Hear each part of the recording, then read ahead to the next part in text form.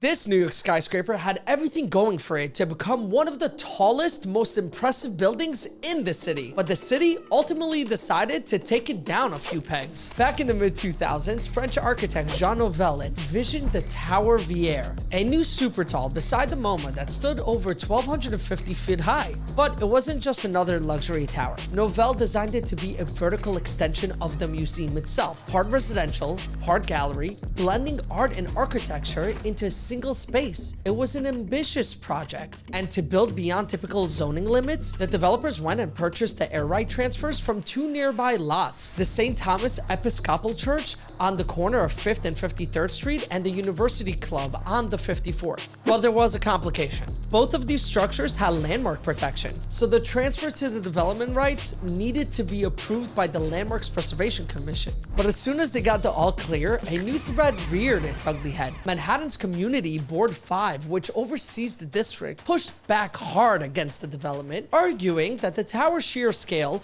would cast massive shadows, overwhelm neighborhood buildings, and strip Midtown of its historic charm. All the backlash forced a major redesign of the structure. Nouvel's original 1,250-foot spire was slashed down by 200 feet, a bruising compromise that dimmed the project's early ambitions. But their problems weren't over yet, because during all of this debate over the design, the 2008 financial crisis hit. As Wall Street imploded, so did the tower's financial footing. Credit markets froze, condo sales dried up, and as if the height restrictions and the global recession wasn't enough, Nouvel originally designed the tower with a large jagged spire, but the structural complexity and material costs forced the developers to dramatically simplify the spire's design, as well as other parts of the building's architectural features. Then there was the MoMA itself. Since the tower was being built directly above part of the museum's campus, construction had to be coordinated around its active institution. To complicate things even further, the city required developers to include new gallery space within the tower itself, meaning floor space and design decisions have to serve two masters: luxury condo buyers and MoMA curators. By the time it finally topped out in 2019, Tower Vieille, now known as 53 West 53rd Street, still stood tall at an impressive 1,050 feet, but never reached the sky-high vision it was built on.